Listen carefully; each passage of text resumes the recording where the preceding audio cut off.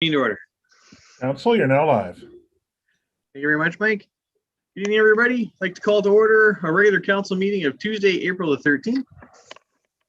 As always, we are pleased to be here today on the traditional territory of Treaty 6. We acknowledge all those who share a deep connection with this land.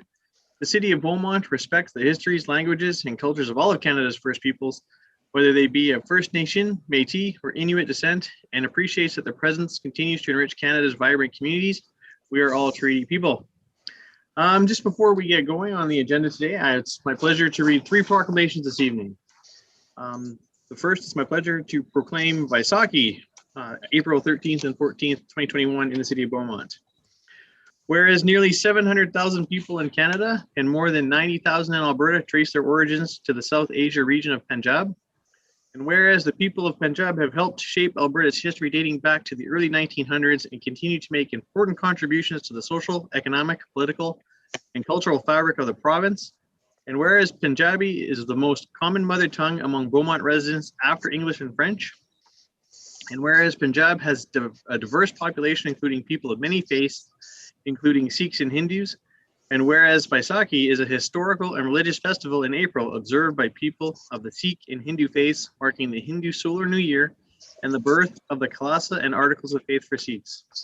And whereas Beaumont welcomes citizens from all over the world and takes pride in the community's cultural diversity, and whereas Vaisakhi is an opportunity to create awareness of Punjabi Canadians in Beaumont and celebrate their contributions to the community, and whereas Beaumont Council aims to celebrate the contributions and aspirations of people from all backgrounds and walks of life and develop a greater understanding and appreciation for the community's rich, unique, and diverse culture. Now, therefore, be it resolved that I, Mayor John Stewart, do hereby proclaim April 13th and 14th, 2020 as Vaisakhi in the city of Beaumont, Alberta, dated this 31st day of March, 2021.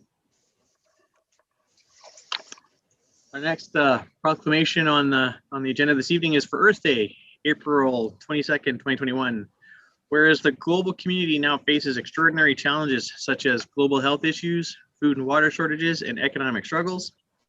And whereas all people, regardless of race, gender, income, or geography, have a moral right to a healthy, sustainable environment with economic growth.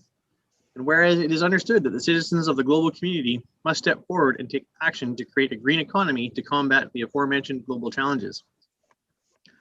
And whereas a green economy can be achieved on the individual level through educational efforts, public policy, and consumer activism campaigns. And whereas it is necessary to broaden and diversify this global movement to achieve maximum success. And whereas the city of Beaumont hereby encourages its residents, businesses, and institutions to use Earth Day to celebrate the earth and commit to building a sustainable and green economy. Now, therefore, be it resolved that I, Mayor John Stewart, do hereby proclaim April 22nd, 2021 as Earth Day in the city of Beaumont, Alberta, dated this 13th day of April, 2021.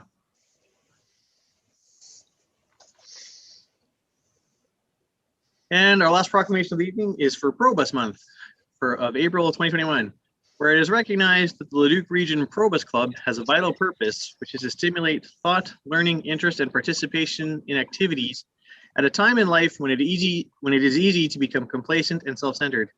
And whereas the Leduc Region Probus Club is made up of retired or semi-retired professional business or like responsible persons from the local community, and whereas the Leduc Region Probus Club provides ongoing Zoom or meeting activities to those residents from the region who in retirement appreciate and value opportunities to meet others in similar circumstances and of similar level of interest.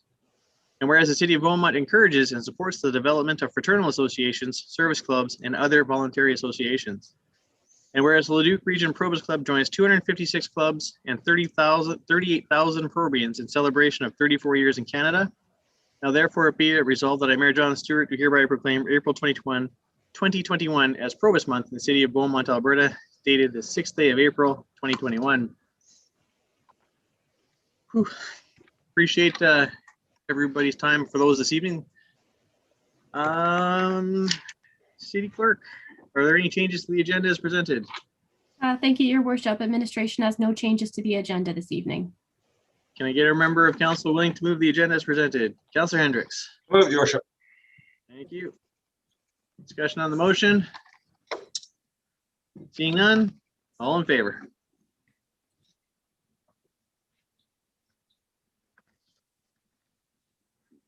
6, 7, that carries unanimously. We really only have one item on the consent agenda this evening, so we're just gonna roll right through. Open forum, unless something's changed, we have no members of the public wishing to speak in the open forum. No. All right, which brings us to item 5, adoption of the minutes. Adoption of regular council meeting minutes of March 23rd, 2021. Is there a member of council willing to move adoption of the minutes as presented? Councillor Barnhart. Willing to move that, your worship. Thank you. Discussion on the motion. All in favor?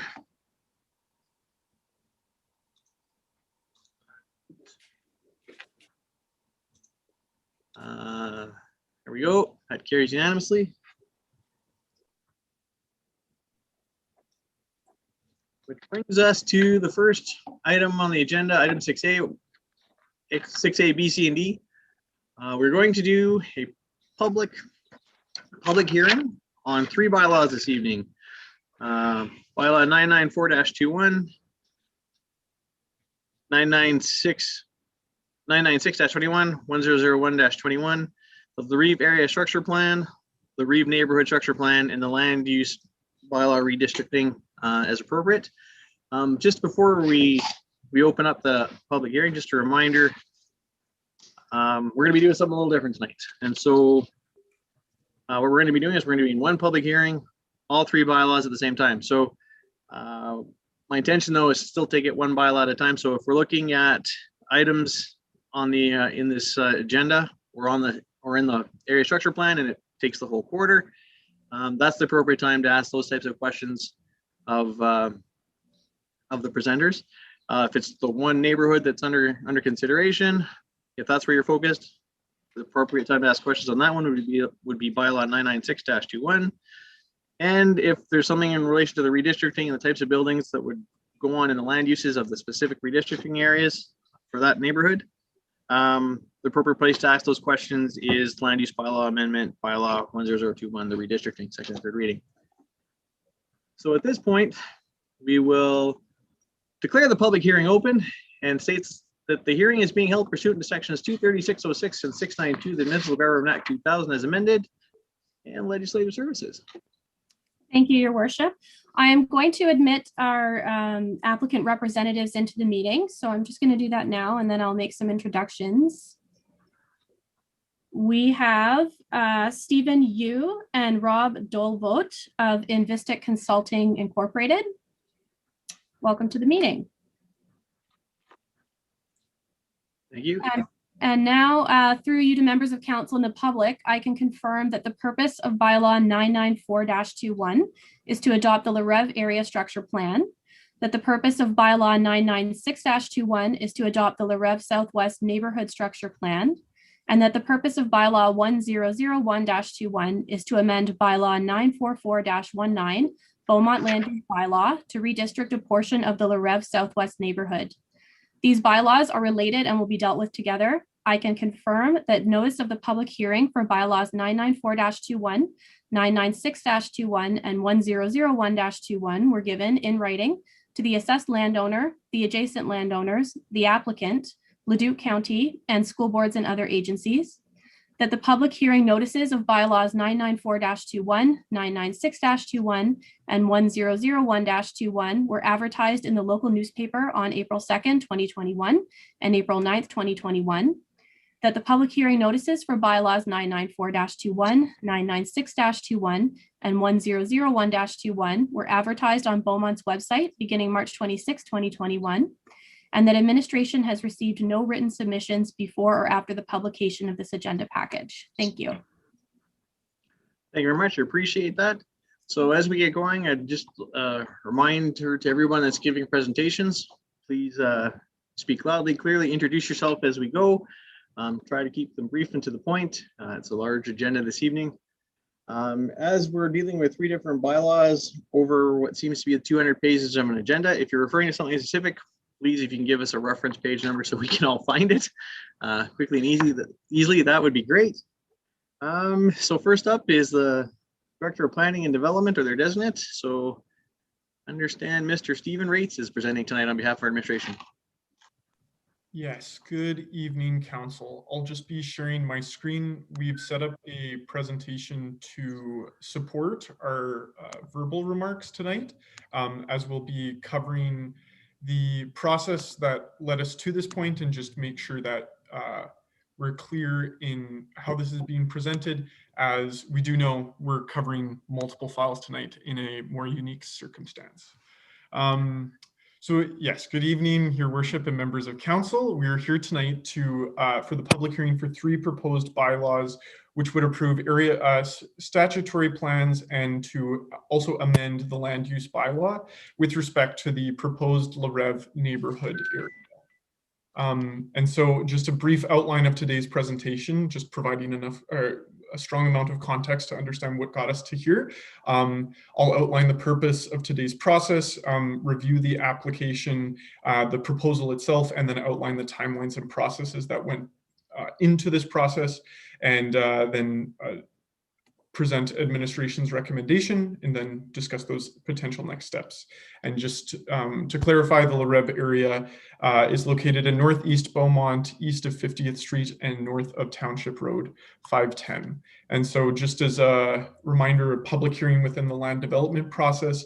So we provide this public hearing process as stipulated by the Municipal Government Act prior to 2nd and 3rd reading for all applications. And so due to the interconnected nature of all 3 bylaws, in our presentation, we'll provide this within the same public hearing opportunity. And then later within the agenda, after the public hearing has been closed, we will move through each bylaw separately, and administration will provide a much more brief presentation, just again, presenting each bylaw separately. We'll need to, if we're moving through, or to move through the entire process, approving the area structure plan would come first. If that is completed, then the neighborhood structure plan can be approved. And if that is completed, then we can move into the redistricting approval. The city will also, so this is one part of the public engagement process, but the city will outline the other opportunities that have been throughout the process so far. And so these engagement opportunities have provided the opportunity for the applicant to engage with the public, listening to and responding to concerns as they were raised throughout the process. The city reviewed the proposed process for engagement for all 3 applications and approved this approach, ensuring that it was in alignment with the city's public engagement policy. And so the public hearing presents an opportunity for members of council to directly engage with both members of the public, if they are joining us, the applicant, as well as members of administration. That latter half, when we move into the separate bylaws, that is when members of council will be able to engage directly with administration. But because the public hearing is closed, it would be just questions relayed between those 2 entities. So for the first application, the purpose of bylaw 99421, as described earlier, is to approve an area structure plan for the northeast portion of Beaumont. This provides guidance for the sequence of development, the land uses, the density of population, and the general location of major transportation and utility infrastructure. As review, of course, an area structure plan can be adopted by council for the purposes of providing this framework for subdivision and development. The applicant, Invistech Consulting Limited, proposes that the larev area structure plan will facilitate the development of approximately 4,311 new dwelling units over the time of its development, creating space for approximately 10,966 residents at full build out, which is staged and sequenced over several years. This achieves a density of 37.3 dwelling units per net residential hectare, which meets the requirements of the Edmonton Metropolitan Region Growth Plan. The proposed land uses are depicted in the land use concept, which is presented right here within the presentation. The transportation and network and visioning for servicing and utilities are outlined within section 4 of the plan. And I do not have page numbers directly in front of me, but when we get to questions, I'll be sure to refer to those. Administration has worked closely with the applicant to review this plan and the supporting documentation, ensuring consistency with various strategic plans that guide the city of Beaumont's growth and development. And so this suite of plans that we have ensured alignment with would include the regional regional planning documents, the municipal development plan, the strategic plan, and other municipal master plans. Administration's view is that this area structure plan is consistent with the city's overall policy framework. And so now shifting down a layer to the neighborhood structure plan, the purpose of this bylaw would be to approve the neighborhood structure plan for the southwest portion of the overall larev area. This, of course, again, provides sequence of development for a more specific area, describing land uses, more specifically the design of transportation infrastructure or utility infrastructure, more specifically, and getting closer to enacting the policy direction that's outlined within those higher level plans.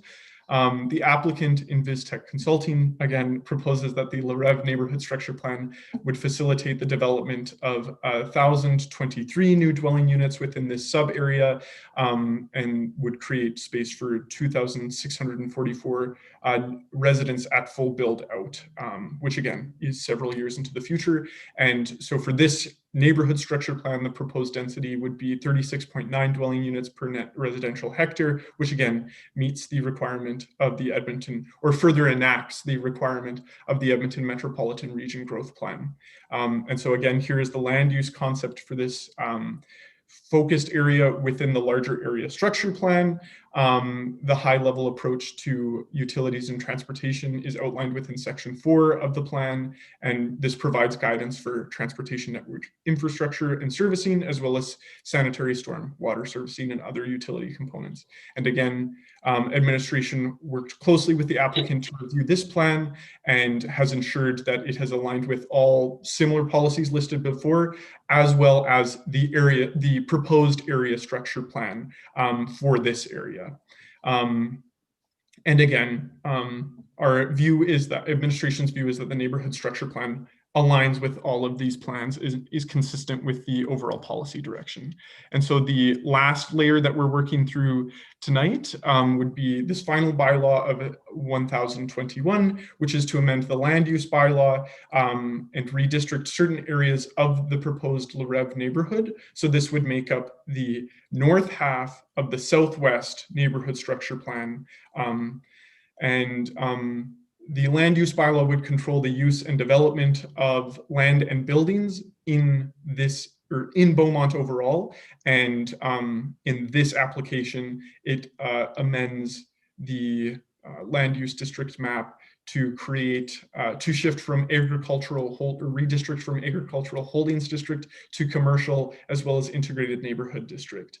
The commercial neighborhood district is proposed to be a portion along 50th Street and provides employment opportunities with various commercial and office uses. The integrated neighborhood district is proposed for the eastern side of the subject lands and would provide a variety of housing options with integrated local commercial or other complementary land uses.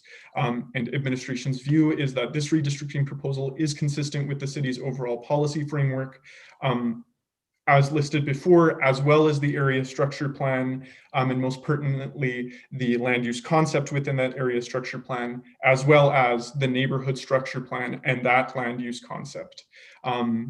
And so just moving into the process that went into moving these forward.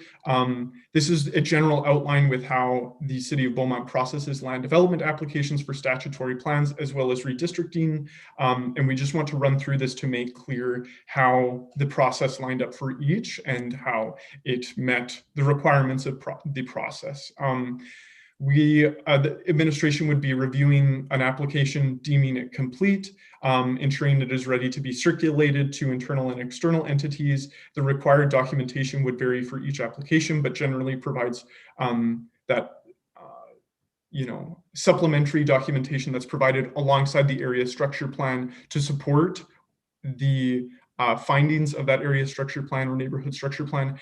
that supportive documentation is more technical in nature and focuses on analysis of historical, engineering, agricultural, or environmental concerns.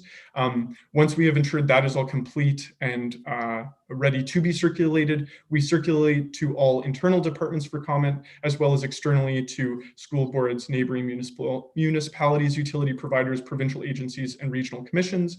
And the city would collate all of these comments and provide them to the applicant.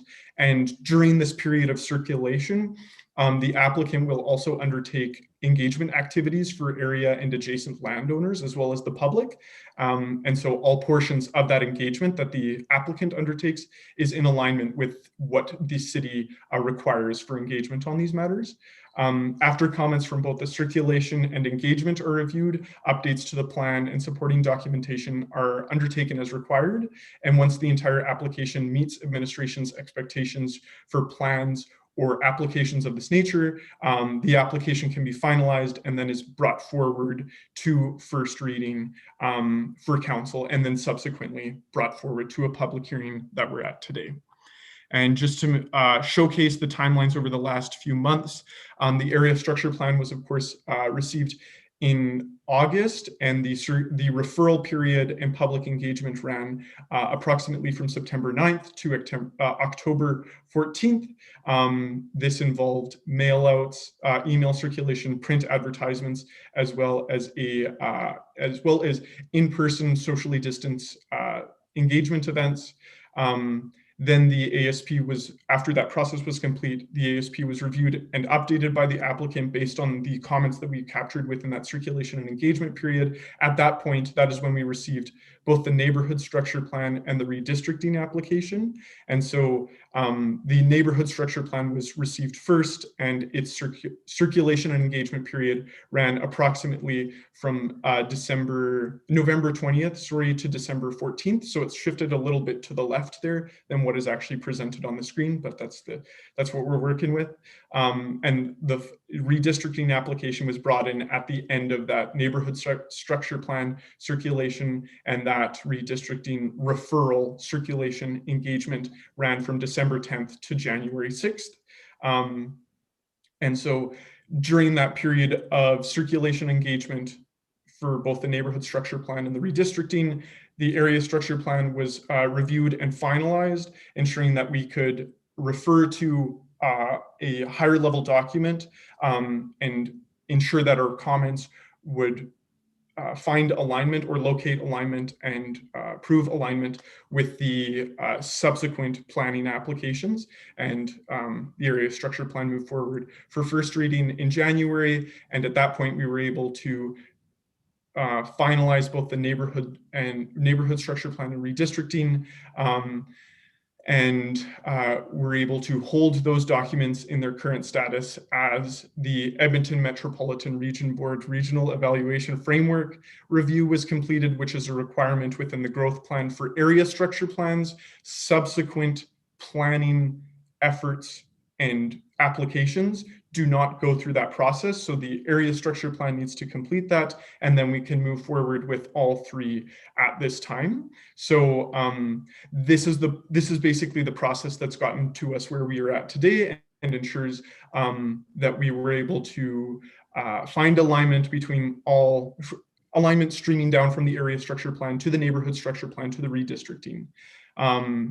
And so we'll just move to this final slide describing how potential next steps could work. In the subsequent, after the public hearing is closed, the bylaw goes forward for second and third reading separately. And so the area, like I said earlier, the area structure plan would need to be approved first, then the neighborhood structure plan could follow. And if both are completed, then the redistricting could be completed as well. And we're available for further questions and information within second and third reading. Members of the public, if they were attending, or the applicant can answer questions within this public hearing, but would not be able to answer questions within second and third reading. So just want to clarify that distinction. And of course, that last point just outlines that process of one needing to come before the other. And so that concludes administration's presentation. And we appreciate your time and are available for questions throughout the remainder of the public hearing, as well as we move into that second and third reading process. Thank you very much, Mr. Rates. Appreciate it. That's a very comprehensive flow through. As well done. Just before I just want to confirm for members of the public and members of council that members of the public that are watching online, confirm with the city clerk that we don't currently have anybody else in the waiting room waiting to participate in the public hearing. Thank you, Your Worship. Through you to members of council and the public, I do not have anyone waiting in the waiting room, and I have received no registrations from the public to speak this evening. Okay, and so that's going to allow this process to go a little differently, a little more smoothly. So what I'm going to do is open it up to members of council for questions of our administration about the processes that were followed. My intention is I will then let the applicant make a presentation, and then we will take questions from members of council on each individual bylaw. Just to keep it straightforward, organized as we go, as there is currently nobody waiting to speak in favor or opposed or deeming themselves affected. So this public hearing is going to turn into a question and answer session for council. So here we go. So open it up to questions from members of council about the process that got us to this point. And if there are none, you can always ask them later if they come to you. But if there are none, we will then move to the applicant making their presentation. Okay, I see no raised hands from members of council about the process. I will open it up to the applicant. Mr. Stephen Yu, are you going to be doing this tonight? That's correct, yes. Cool. So the floor is yours. Perfect. Thank you so much. Good evening, Your Worship and members of council. My name is Stephen Yu, and tonight I will be presenting on larev. Big thanks to Stephen Race for giving his very comprehensive presentation. larev is a gateway community designed for Beaumont. Located in the recently annexed lands, this community transitions between Beaumont's existing neighborhoods to the south and the city of Edmonton to the north. It will be the first new area structure plan to be prepared following the city's adoption of our complete community, our connectivity, and our zoning blueprint. larev is a community that is livable. The land use concept incorporates a variety of land uses to provide a range of housing options, opportunities for employment, and access to interconnected parks and open spaces. The community is designed to achieve a more complete community. larev is a community that is connected. The most prominent feature of larev is a district park located centrally, designed to be the focal point of the community. The district park is intended to not just be a gathering place for residents of larev, but for all residents of Beaumont. It is intended to be a space for formal gatherings, such as festivals and events, while also offering active and passive recreation opportunities. It is a space that is interconnected with the rest of the community and Beaumont and the rest of the city through its active transportation network. larev is a community that is innovative. It is a community that includes varying densities and housing types, integrates environmental features, and incorporates commercial uses at varying scales. It will evolve and be more resilient to changing market and economic conditions. larev is a community that is livable, that is connected, and that is innovative. It is a community that embraces the character of Beaumont while providing amenities for both current and future generations. Thank you. Thank you very much. Appreciate your presentation this evening. So at this point, we will now open it up to questions from members of council for both our administration and the applicant. We'll start with bylaw 994-21, the larev area structure plan. Do members of council have questions on the area structure plan this evening?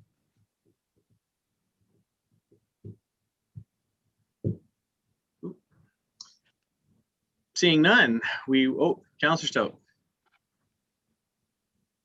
Sorry, I'm a little slow on the draw there. My apologies. And I'm not sure if this is the appropriate place to ask this question, but I'm sure you'll tell me if I'm wrong. Looking through the area structure plan, I noticed that there's no provision for the multi-use trail connection between Beaumont and 41 Street, or the edge of it, and ultimately to Ellerslie, although that is I was looking through the supporting documents, and that is what's listed in open space and trails master plan. That is shown there as a proposed trail, but it's shown on the west side of 50th Street as opposed to the east side. So I suppose then that it wouldn't be in the area structure plan here. And the reason I'm raising it now, though, I assume then that trail, potential trail, would be in an area structure plan for the west side of the of 50th Street. So a question for administration really then is, can you, before I vote to not build that trail on the east side of 50th Street in this area structure plan, which I'll be doing if I support this area structure plan, then can you offer me any reassurances that that trail will appear in area structure plan for the other side of the road? Thank you very much. Just a quick reminder to council, we're not talking about how we're voting, we're just asking questions. Yes. Mr. Rates. So through your worship to Councillor Stout, you were correct in that in higher level plans as well as in this plan, the multi-use path or multi-way trail connection is envisioned on the west side of 50th Street. And so it's not directly incorporated within any land use concept or transportation network that would be built out as a part of the sequence of development for the larev area.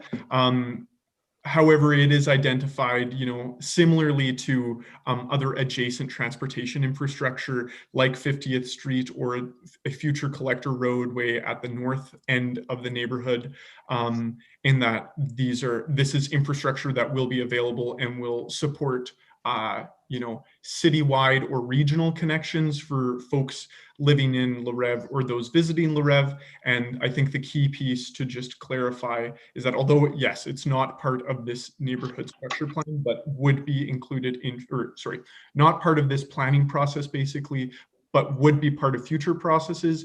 Within this planning process though, the transportation network that the city is comfortable is comfortable with being outlined within this planning process ensures there is connections throughout the neighborhood to this more citywide and regional active transportation connections. Okay, thank you. I think that answers my question. I guess there's can I ask a supplementary? Well, go ahead. So then building on that, Mr. Rates, I noticed that there are 1, 2, 3 active active transportation network connections shown crossing 50th Street in this area structure plan, presumably to get access. Part of that would be to connect with that multi-use trail that we've just discussed on the west side of 50th Street. Can you give me any indication of what, I'm just thinking that 50th Street there is a 4-lane divided highway, 80-mile-an-hour speed limit. What provision would there be for crossing as a multi-use trail there? Or is envisaged in the area structure plan?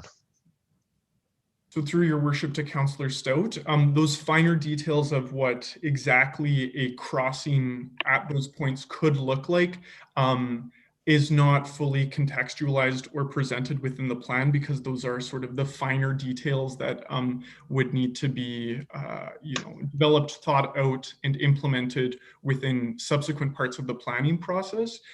At this stage, we are just identifying that active transportation corridors within this community, this future community, would align in a certain way to draw trips eventually onto that more regional connection. I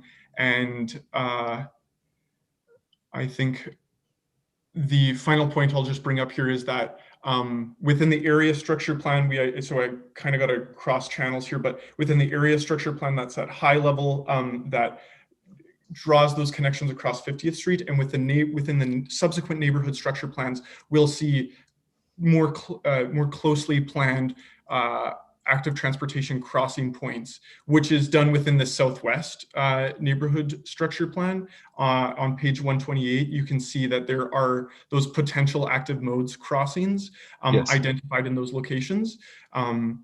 there's strong policy direction in place in multiple plans across the city that would indicate that some kind of connection at these points is required to ensure there's a connected active transportation system. And so it's that, further north along the corridor, and as the planning process plays out on the west side of 50th Street, we get further details on what exactly that would look like. But there are provisions in place within the neighborhood structure plan that more clearly state that there would be active modes crossings in certain locations provided.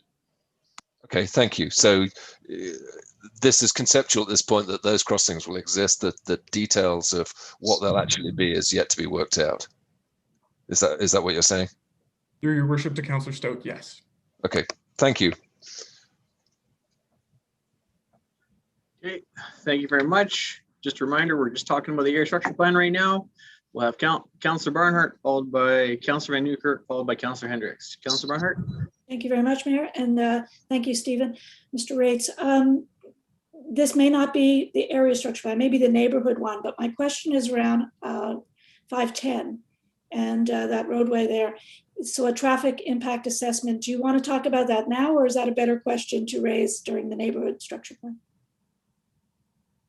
Through your worship to Councillor Barnhart, it is interconnected. I think we can more directly address it once we get to the neighborhood structure plan side of things. At this point, I can say that within the area structure plan piece, the Township Road 510 is described within the area structure plan as something that will be built to an urban arterial standard, and that the technical documents that supported the area structure plan outlined that and reviewed it in a technical capacity, but we can speak more to that when we get to the neighborhood structure plan. Okay, you can expect that question from me. And a second question, if I may, Mayor.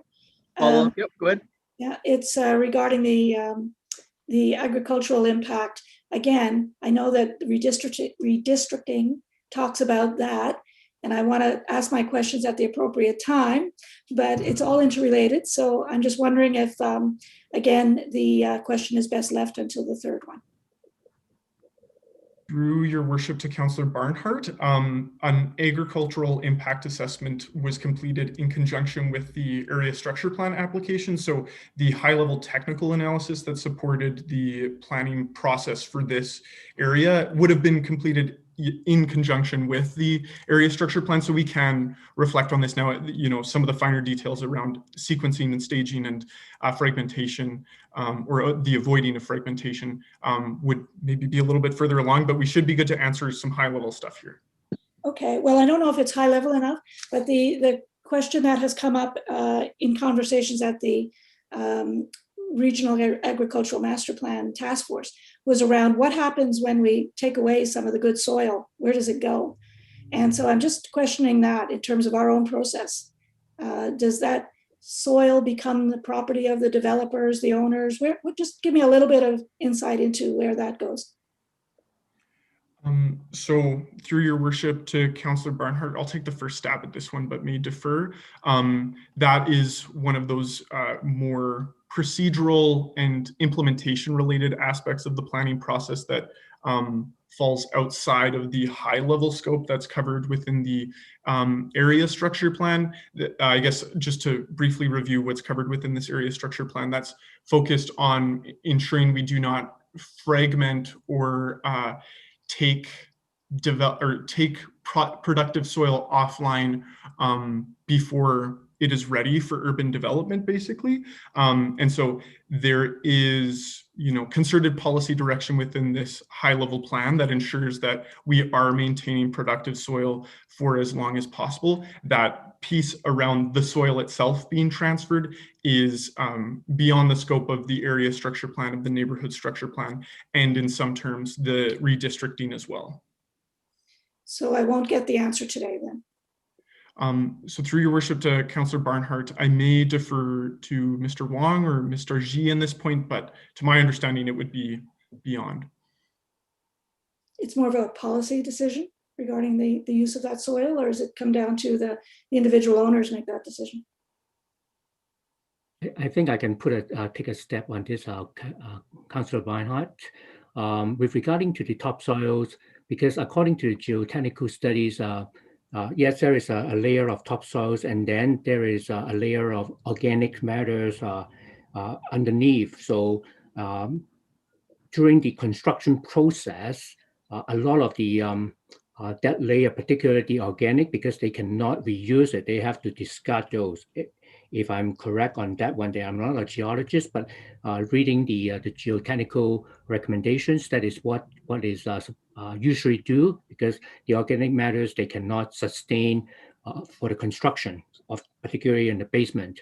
But with regarding to your question, particularly what to do with the good quality soil, there is no policy directions on how to deal with the soil. Maybe that is the we can work with the applicant, the developer, when they prepare the land, when they grade the land.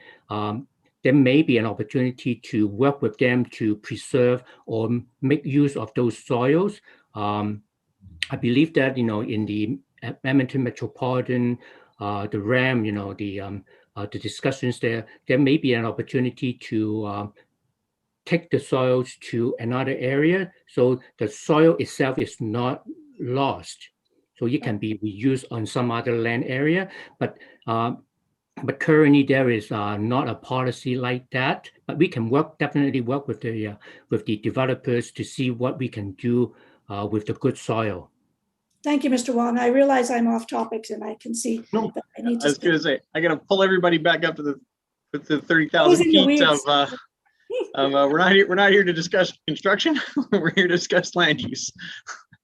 But it is a good question though, and it is timely because of the discussion that is currently going on at the MRB in regards to grade A farmland and soil. But for the purposes tonight, I am going to pull council back up to the area structure plan as we go forward. Councillor Van Newkirk. Yeah, thank you. Just further to the discussion that Councillor Stout was having earlier and the indication on page 128, just wondering, how did we get to the point where the active network is on the west side of the road when Edmonton has it coming down the east side of the road? Why does Beaumont need to be different there? How did we get to this point? So through your worship to Councillor Van Newkirk, the greater history here would be that trail was outlined within the municipal development plan in the process of the development of that plan, which would have occurred, over the past 5 to 7 years, to my understanding, and that would have also been instilled within the transportation master plan, which was brought forward last August and approved. So that decision to align on the west side of 50th Street was determined at a higher level in the planning process in that municipal development plan process, basically, which would have included engagement and conversations with the city of Edmonton.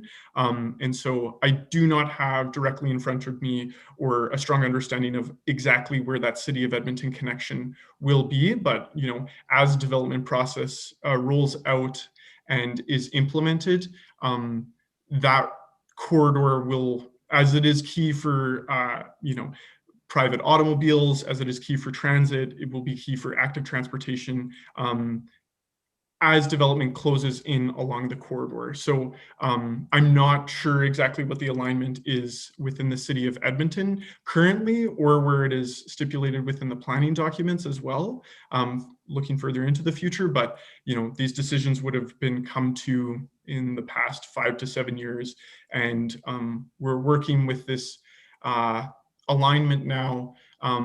And I think if we get to a point where there's a concern and we see misalignment, the planning process can accommodate for that as well, either within the city of Edmonton or within the city of Beaumont, when we get to the point of getting closer to actually implementing that connection.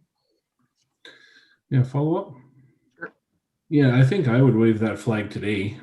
Going up 50th Street, the trail is along the east side, and I do understand it takes quite a few votes and a lot of planning to get to this point. But I think when you see something on paper that doesn't align, and then we're going to take and introduce risk to potential users to cross what is a very busy road. Short of putting an underpass in, how do you, we've put more risk in. So, I guess my concern still remains that, we have a blue line going up the west side and Edmonton's trail is coming down the east side.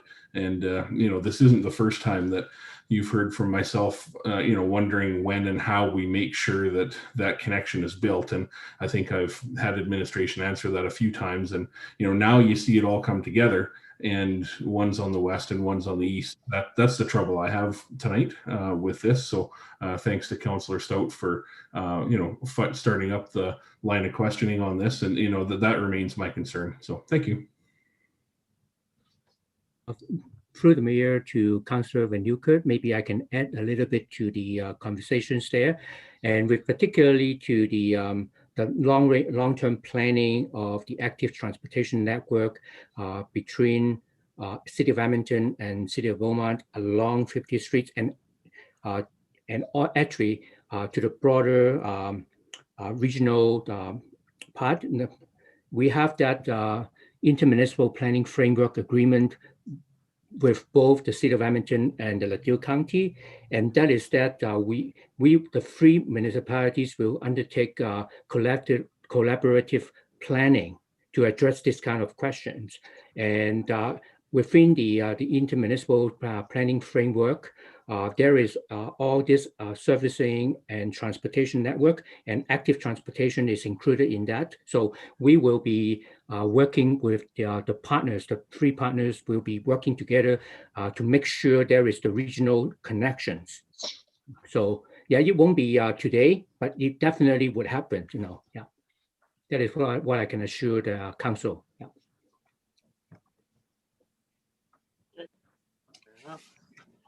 All right, just before we get into, I see Councillor Stout's hands up again, before we get into round 2 of questions, are there any more councillors wishing to get in on round 1?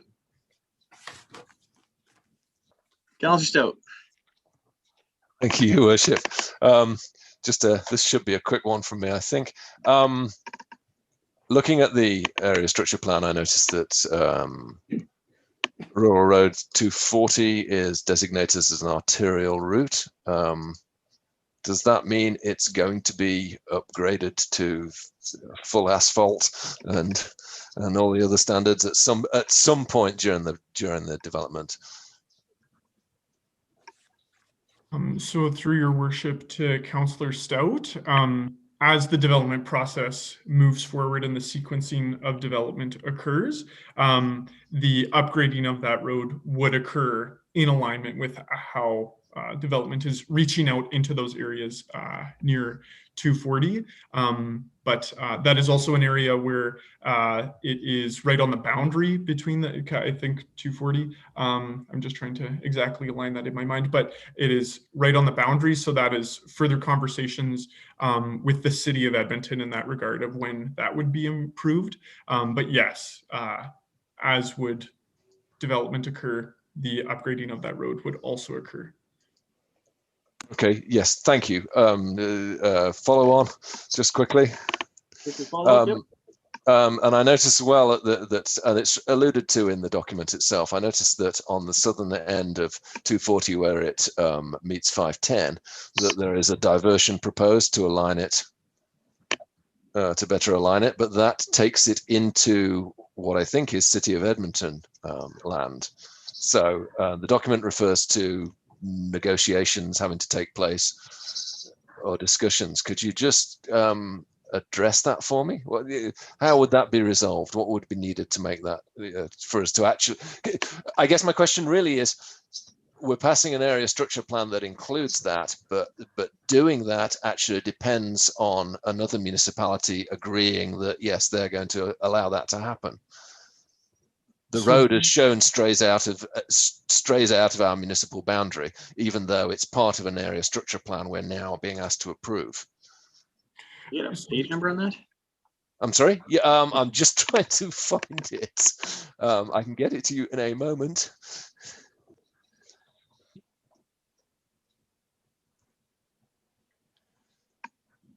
Okay, I'm looking, for instance, at page Oh, that's the wrong page. Just It a would moment. be on page 54. Sorry to interrupt. Page 54 of the agenda package. And I'll roll into answering that question through your worship to Councillor Stout regarding the future collector roadway identified. So this has been part of the application throughout, and in circulating the document, the area structure plan to the city of Edmonton. This was something that was reviewed by them, and that direction provided was for policy direction to be included that would direct for negotiations to occur in the future about the exact alignment of that road, the exact placement. Really that occurs due to environmental features just north of that northwest corner of the area structure plan. And so the city of Edmonton understands that constraint in that location, and specific feedback that they provided was that further negotiation would occur in the future as development reaches out into the extent of the area structure plan, knowing that that is several years in the future for Beaumont as well as the city of Edmonton. So thank you. So I guess what I'm wondering is, if for some reason we couldn't agree with Edmonton as to where that road was, as to making that diversion, would we, would our recourse have to be to leave it on its existing path? Or annex it, the chunk of land needed. So through your worship to Councillor Stout, I think the direction received from the city of Edmonton with regard to this part of the planning application was that they wanted to ensure negotiations would occur with regard to the exact alignment. And so I think our perception of that is that they want to have a fulsome discussion of what that road will end up looking like, and not if that road will occur. That was the comments provided to the city of Beaumont from the city of Edmonton. So I think we can be assured that, this is a high level concept and that there is a line on a map somewhere. The city of Edmonton has stated that negotiation should occur in the future on the exact placement of that. But it was not flagged as something that would never occur. Okay, so they're willing in principle to do it, but okay, to be negotiated. Okay, thank you. I'll leave it there. Appreciate that. Seeing no further requests to speak, we'll move to questions on bylaw 996-21, the neighborhood structure plan.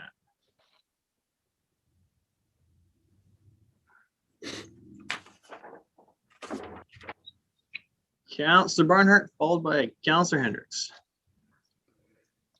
Thank you very much, Mayor. Now, again, I hope I'm asking the questions at the right place, but I'm looking at page 48 of 213, page 31 of the report, and it's about the residential, the density. And my question is around the high density. There's only one square that I can see there of high density. The rest are medium. And I was just wondering how much the goal of meeting the density target is dependent upon that particular property, and how tall is that property going to be? How many units is possible there? So through your worship to Councillor Barnhart, so this is, I think if we're talking about page 48, this is back to the area structure plan. So I think we're still good. Yeah, I knew I'd get it wrong. Oh, it's all good. But I think we're good to go through this question, but then we'll head back to the neighborhood structure plan. But the location of the higher density the higher density land use area within the area structure plan is, yes, outlined on page 48 within the area structure plan. And this does play a role within that overall density target. Knowing that each of these smaller pieces is going to contribute in a smaller way and maybe above or below. what was actually envisioned for low or medium or high density. And so we wouldn't be able to speak to, the exact unit count or the exact unit within that specific area, or sorry, density within that specific area. But, the implementation of these plans is something that administration is able to track as applications for redistricting, subdivision, and development come in. We would be tracking the density of development to ensure that we are reaching that overall. And so that high density residential piece plays a strong part in meeting that. But we would be able to follow along the way as development occurs to either flag as a concern as development is occurring, we're trending below. We need to start finding ways to integrate, make medium density that's not too low, but a little bit higher than that medium density. So yeah, we don't have the specifics on what exactly that would look like at this point, but we have a way of tracking it along the way. When does council have an opportunity to speak to that specifically? Is that at what developmental stage do we actually know where it's going to be exactly? I mean, we're kind of being asked to approve something in concept, but then anytime we ask a detailed question, it's coming later, it's coming later, it's coming later. That doesn't feel very comforting to me in terms of, are we going to have 10 tall buildings there to meet the density target because we've allowed all of the others to be low density? That's my concern. Mr. Wong? Yeah, maybe I can add to Mr. Rate's comment on your questions, Councillor Beinhardt. If we refer to the area structure plan, that is page 71 of the package. There is the land use statistics there. You are referring to the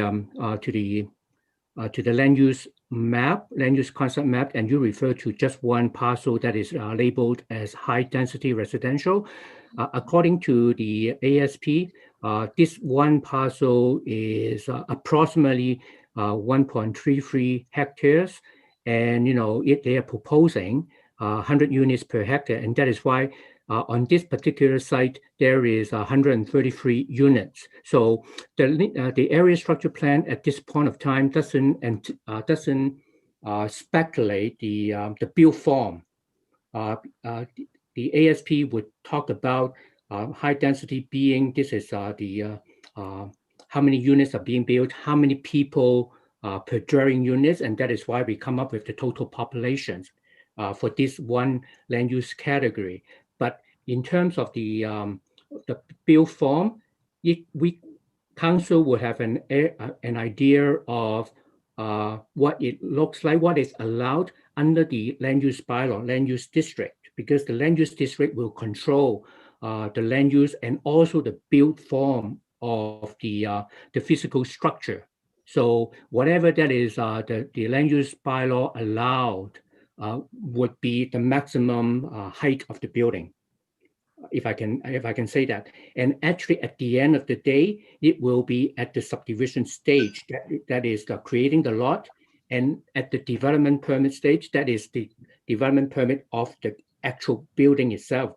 So, but what council tonight will be approving is the land use direction for the ASP.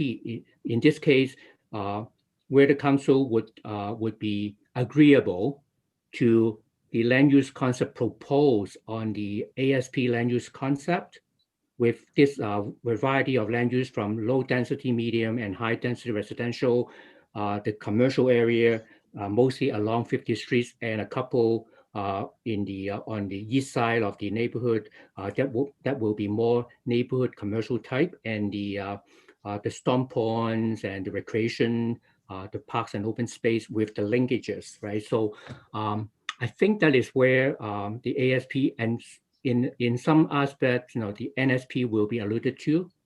So there is this land use and statistic table would provide you with that a little bit of information, but it doesn't provide you with what kind of build form the developer is proposing. And Mr. Wong, when does that come? When does that come? At the not at the neighborhood? It doesn't come to a subdivision? It will, council would be able to consider at the land use bylaw change, because the zoning will basically the zoning will set the stage for what kind of developments it can be put on the parcel, on the land. For example, the integrated neighborhood today, it is not in this area because the high density parcel will be to the north of the southwest neighborhood. It will be sometime in the future, but today, later on, in the rezoning bylaw, there is the applicant is proposing to rezone into commercial and the integrated neighborhood. So that's what I needed to hear. Just want to know when that's coming back. Yeah. Thank you for that explanation, Mr. Councilor Hendricks.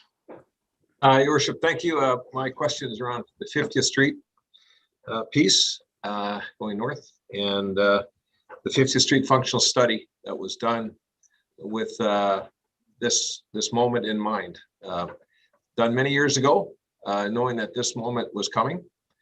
And I'm just wondering if the principles that were under the 50th Street functional study are being met here with these documents.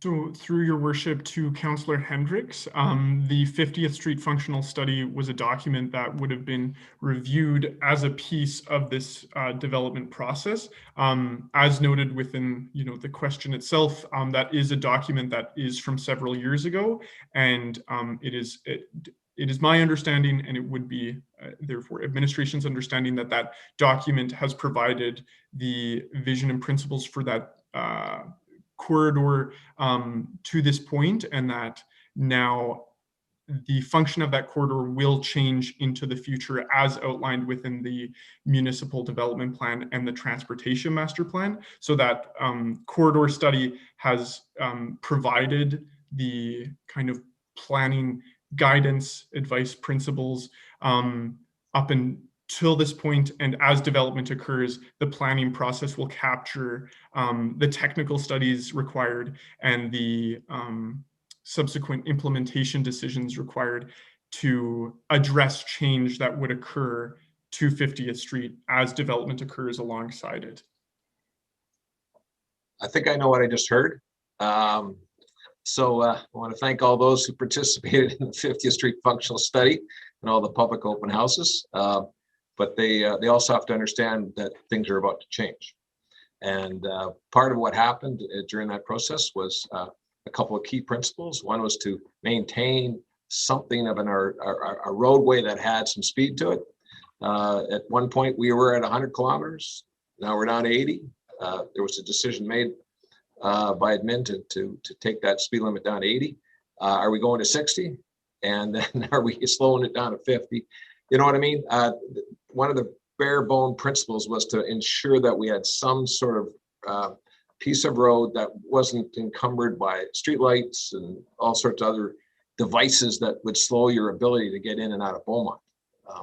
We know that already on the Edmonton side of this discussion, things have changed. And Walker Lakes and all the rest, where the lights are now, is, in my opinion, different than the meetings that I attended. There's going to be a service road attached to this piece so that we were not having a direct access to 50th. And I'm assuming that this piece, this neighborhood plan, this document will support some kind of a service road, so that we're not taking away, in terms of access points, off 50th Street. So I just want to ensure that those principles that were hard fought principles, well attended open houses for the future of Beaumont, that hasn't just been changed as a result of the first plan up that shows up, that this is the moment that plan was meant for. The other thing I wanted to just discuss was the bypass as part of 50th Street functional study. Bypass east, bypass west.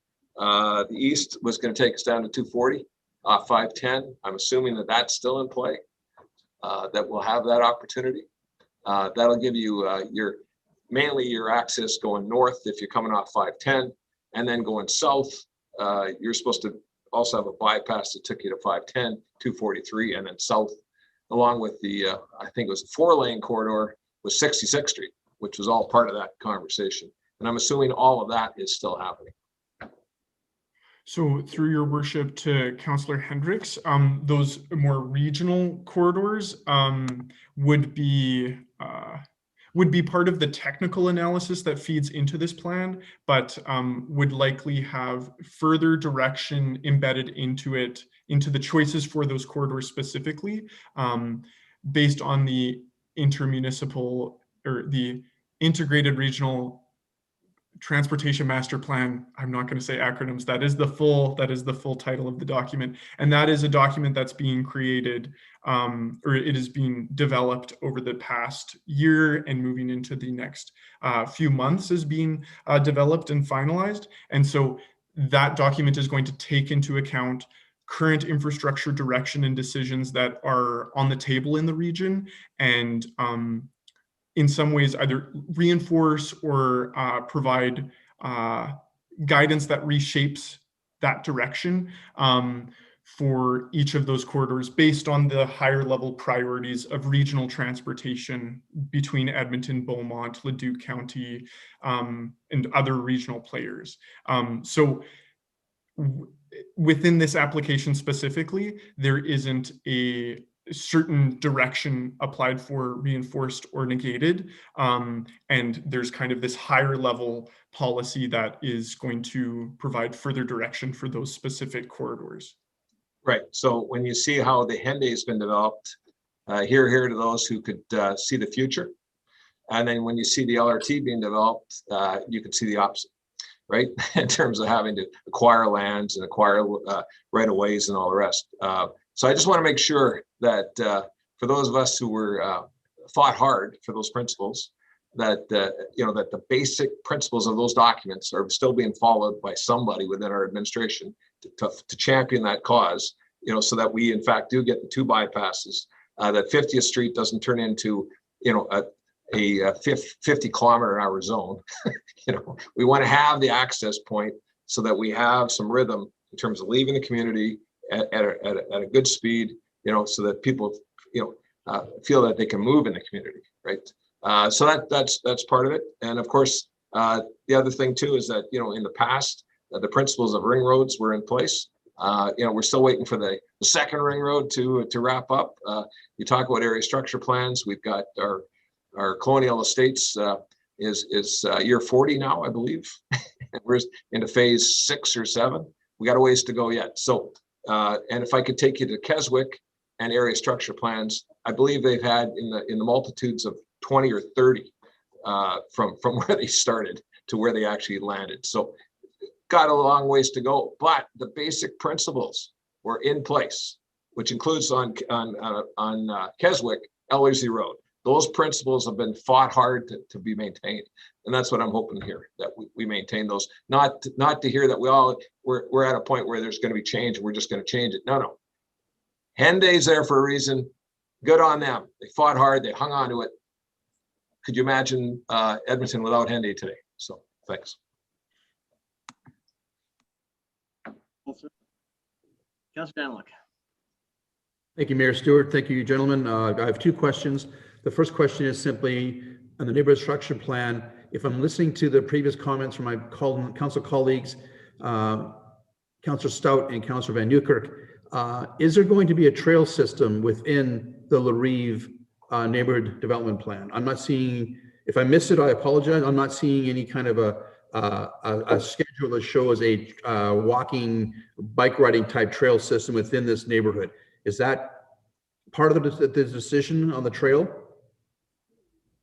So through your worship to Councillor Daniluk, the intent of the active transportation network map is to show those higher level trails that would provide the like neighborhood wide or kind of area wide connections for walking, rolling, biking. And so that's presented on page 58 of the area structure plan, and would, if council moves forward with second and third reading, would form that basis, that skeleton for strong active transportation connections throughout the neighborhood.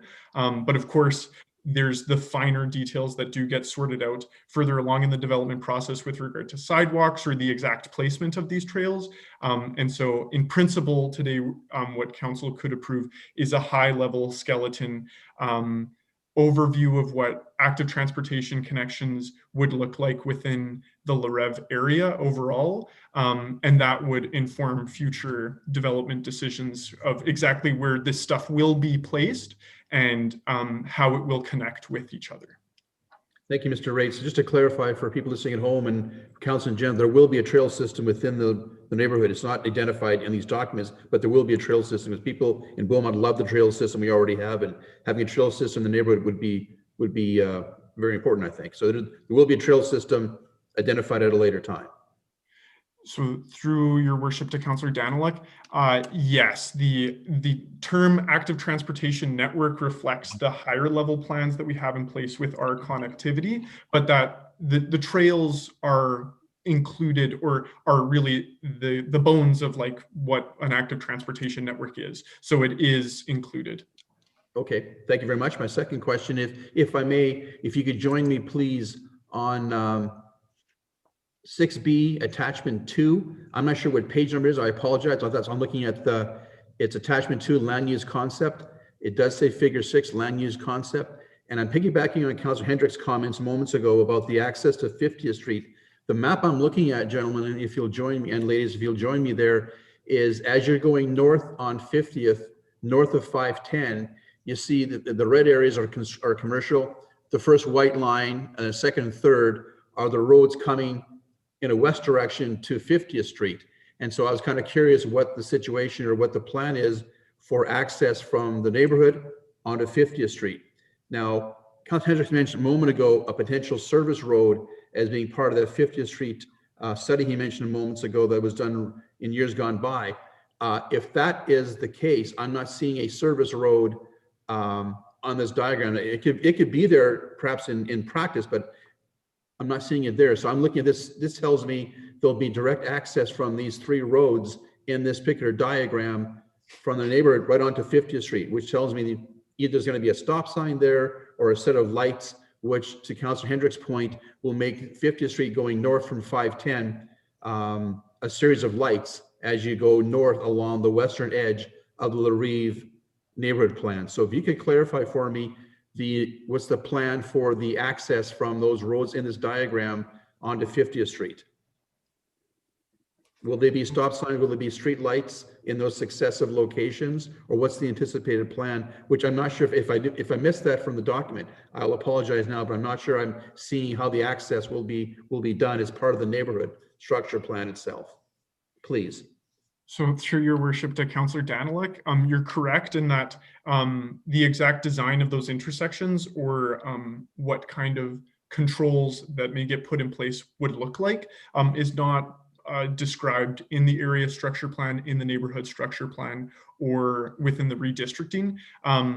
It's at this point in the planning process, we're just noting that there would be access points. However, I think from the outline of the land use concept and how commercial areas are distributed along 50th Street, the intent is not to further punctuate 50th Street at areas outside of those access points. Those access points have been identified and would be subject to potential controls as the development process sequences out and shifts this area from agricultural rural to urban. And so the design of intersections at those points is not determined at this point, but the area structure plan and the neighborhood structure plan outline that there will be accesses of some sort in those locations, and that those would be placed as the development shifts rural areas to urban areas. Okay, that's what I expect as an answer. I do appreciate that. I may have a follow-up later, Mayor Stewart. Thank you very much. I'll yield the floor, please. Thank you. Councillor Stowe. Thank you, Mayor Stewart. Actually, Councillor Dunlop sort of asked the question I was going to ask, but I'll follow up anyway. Just quickly, so if I understood all that correctly, the neighborhood structure plan specifies on page 128 of my package, page 34 of the NSP, that there are, what do you call them, potential active modes crossing where at 2 or possibly 3 points where the active trail system crosses 50th Street and will have to cross 50th Street in order to reach the trail on the west side of 50th Street, as well as, and Councillors Hendricks and Danluck have also referred to the need to provide some kind of traffic control at the road network intersections there with 50th Street, of which I think there are 3 also. So I understand what you just described, the nature of those, of the design of those intersections is not yet finalized at this point. So my question becomes, at what point where in this process do we get some input into what those actually are? Where do we decide, or does administration decide what those actually are going to be? Because that's arguably 50th Street itself is not part of this area structure plan, or is it?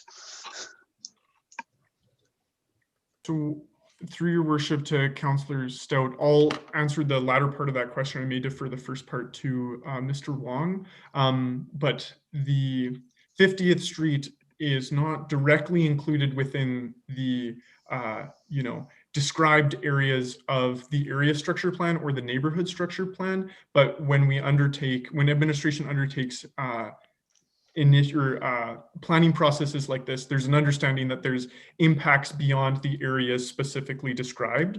And so there is some direction with how the development would impact 50th Street and how 50th Street or other major thoroughfares impacts how development looks like in those areas. But I will defer to Mr. Wong regarding next parts of this process and certain decisions around intersections.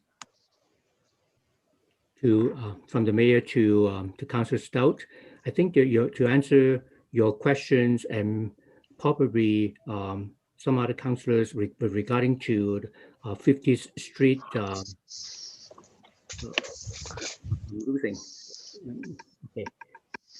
With regarding to 50th Street's the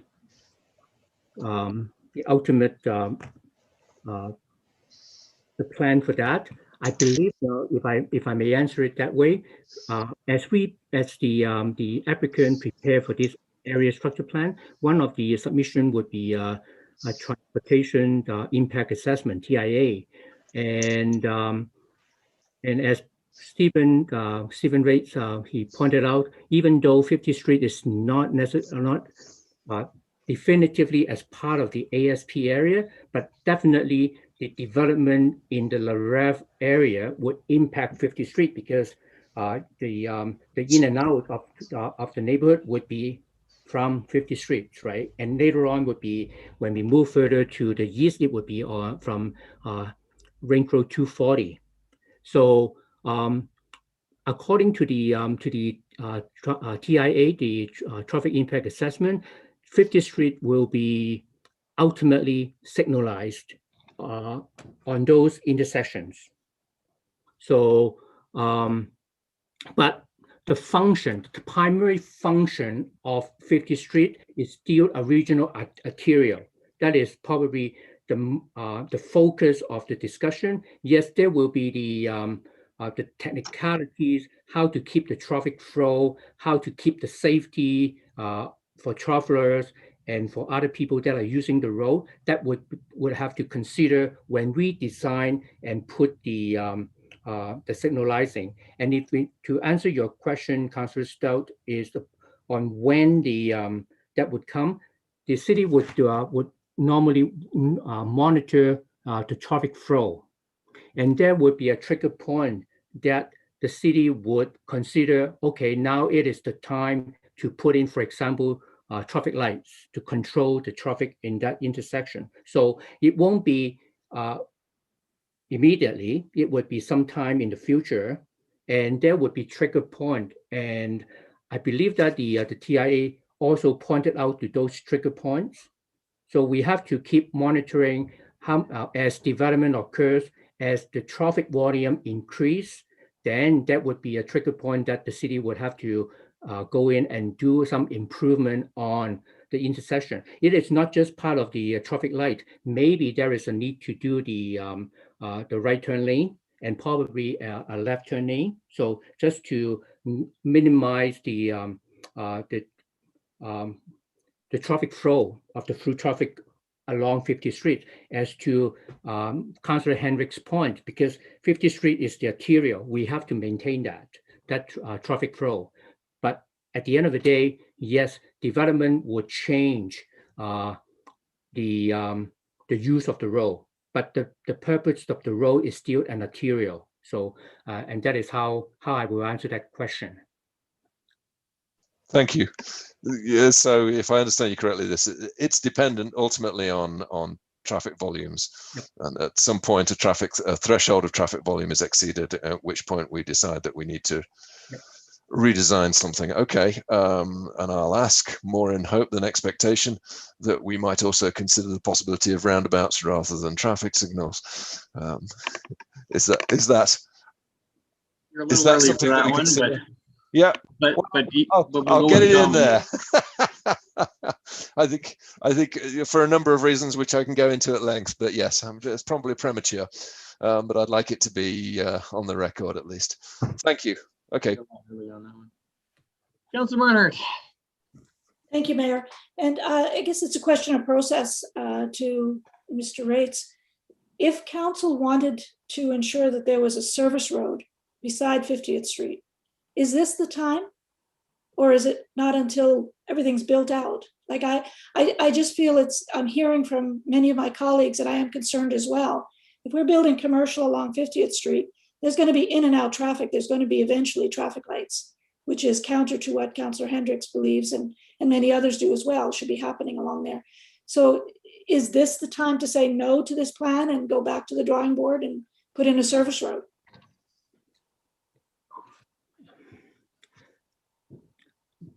Through the mayor to Councillor Barnhart, and yes, council has the ability to do that, but I believe my answer to your question would be putting a surface road alongside 50th Street may not solve the discussion, the problem, the issue at hand, because the surface road is running alongside 50th Street. At the end of the day, there is still that intersection.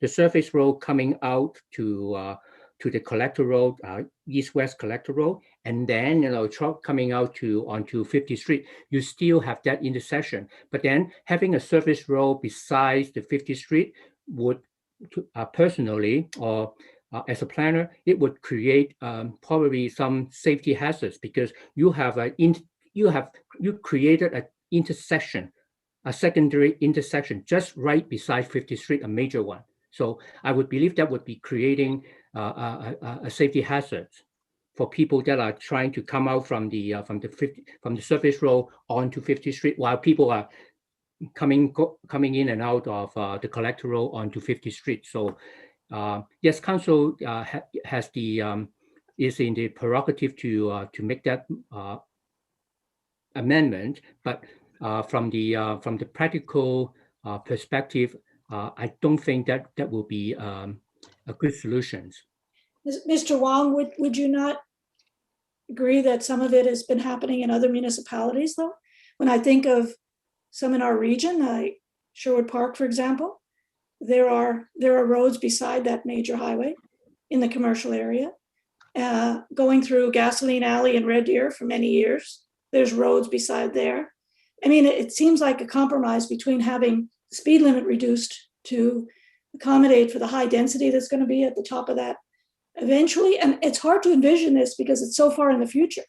But to Councillor Hendrick's point, if we don't, we're going to be stuck with something down the road that can't be fixed or cost a lot more money to fix.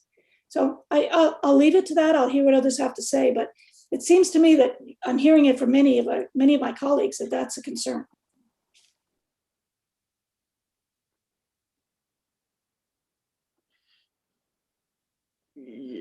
Mr. Mack, I see your hands up. followed by Councillor Hendricks. I guess I'd just like to provide a little bit of context in terms of some of the discussions here. Appreciate things like Gasoline Alley are good examples, but appreciate Gasoline Alley is punctuated by a number of interchanges. And Mr. Wong is correct that if you have a service road that parallels a major arterial road, you end up with 3 intersections in a row that are in a very tight space. And from a geometric standpoint, it makes it very, very awkward and very, very dangerous. An arterial road provides limited access to the road. So what by understanding of the intention on 50th Street, both through this area as well as north in the city of Edmonton, is that it'll be built to the road will be built to a very high standard. That means there will be a limited number of intersections along the corridor. They will be spaced far enough apart that it provides a consistent flow of traffic through the synchronization of lights. But the other thing that happens is you also introduce channelization, and that means any of the vehicles that are making turning movements that are going into the commercial area or trying to make left turns are doing so from separate lanes. So you have lanes for deceleration as well as to separate the movements from those vehicles. So the intention of an arterial road is certainly to move traffic, and but provides a balance between the movement of traffic as well as access to those land areas. So as you can see in the plan, there's only going to be 3 intersections in that mile-long stretch. If you look at Beaumont just to the south of here, you'll see a much denser number of intersections. There's more intersections or more access points to the commercial area. So by spreading those intersections out, you're able to operate that road at a very high standard in terms of the progression of traffic through those signals, as well by providing acceleration and deceleration lanes and turn bays. You're able to move the traffic that is either accelerating or slowing out of the mainstream of traffic to allow, again, that progression. And so as the area develops, as the area grows, providing those sorts of features to it will allow the arterial road or 50th Street to operate at a very high standard, to carry a very high volume of traffic.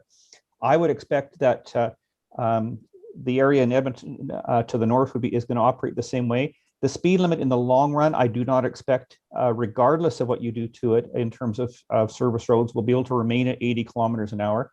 80 kilometers an hour, typically you would see grade separated interchanges, but there's no reason why you wouldn't be able to maintain a 60 kilometer an hour speed limit through this area and provide very good traffic progression. Thank you very much. Appreciate the comments. Councillor Hendricks, and then we'll see about round 2 here. Thank you, and thank you to Mr. Mackey. With respect to the service road theory, it came to us through Alberta Transportation, through the 50th Street Functional Study Committee, which also was endorsed by the City of Edmonton, Leduc County, Beaumont. So that was always a principle that was in place. With respect to the style and type, we see it in other communities, Devon, we see it in Hinton. I understand what it does to your net land use with respect to having to put in a roadway that otherwise would just have an access point off 50th Street. But I'm always amazed at all the time and effort that goes into these studies. And I've been involved in too many that have just been, it goes to public hearings, has discussions, we're going to follow it, and then we don't follow it. And that for me is troublesome. We put a lot of time and effort into it. We're finally here at the moment that counts. And right away, the principles of that study are being diminished. And I just don't agree. So thank you. Councillor Van Newkirk. Yeah, thank you. I was going to add my 2 bits on service here too, because it seems that's where the discussion is focused. I can't speak to how the plan and the study. I don't have the history that Councillor Hendricks does, so I appreciate hearing that. But what I can offer is that Gates Ave and Red Deer on the northern portion of Red Deer, I know that those service roads over the years, I've had more close calls on those service roads than I have on many other places. But when you look to other service roads like Hinton or Devon, I don't see the same issues when I drive on those. So I don't know how those things are designed differently in Red Deer. I know they're very tight. The service roads, you just turn off one directly onto another, and there's not much physical distance in between them, and it makes it difficult to navigate those.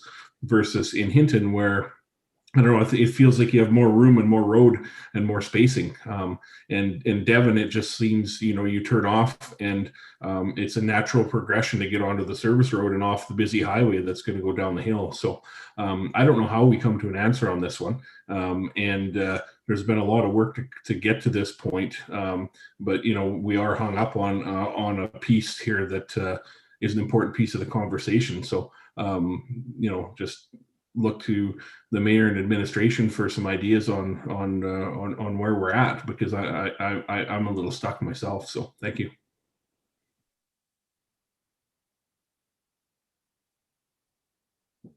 Comments from administration? I don't know how to unstick you. So through your worship to Councillor Van Newkirk, there are like higher level, larger picture things that will evolve with this corridor into the future, and this is in a large part of the process of annexation. The city of Beaumont has brought on these lands with, a municipal development plan in place that identifies these lands for future urban development after further study. And so, the 50th Street corridor, due to these high level planning processes playing out and getting us to this point where we can be at a point of potentially approving and moving forward with high level statutory plans, means that the corridor will, in some respects, change over time. I think Mr. Mackey has done a good job of explaining what those changes may look like, but I think there have been larger pieces in play that have gotten the city of Beaumont to this point. So I think administration hears out the concerns with 50th Street, and I think, as identified before, Mr. Mackey has done a good job of explaining what change management along the corridor could look like. But the city of Beaumont has made decisions to get us to this point where there will be changes that would occur along this corridor into the future. But I think those changes can be made in a way that has regard for and respect for the concerns of moving folks regionally, moving folks from one neighborhood to the other as development occurs. And so I don't have any specific answers, but would just want to speak to that larger history in play, that these are lands that have been identified for within the city's plans, within the region's plans for eventual urban development, and accompanying that will be some form of changes to the corridor. Okay, recognizing that we have been sitting for an hour and a half, I'm going to try and move this along a little. See Mr. Mackey drop his hand. Councillor Munkoff-Swain, and then I want to move on to the third one, and then we'll take a quick break. Yeah, I'm happy to take a break now, Your Worship. I think it might be worth regrouping just and coming back and reminding folks where we are in the process of all this. Some really long discussion here, but where are we exactly where we are, and what are the implications? I'm hearing a lot of concern from council that about increase in traffic lights on 50th Street and how do we get around that? So I think take a break. Let's get a good understanding of where we actually are in the process in terms of the presentation in front of us, and then we need to figure out a path forward. Because what I'm hearing is based on what's presented, there might not be the votes for this based on the concern around traffic lights and the impact of 50th Street. So I think we just need to regroup and get an opportunity to see what that next step could look like before we get too far down that road. Fair enough. All right, take a quick 10, and then we will come back and pick public hearing.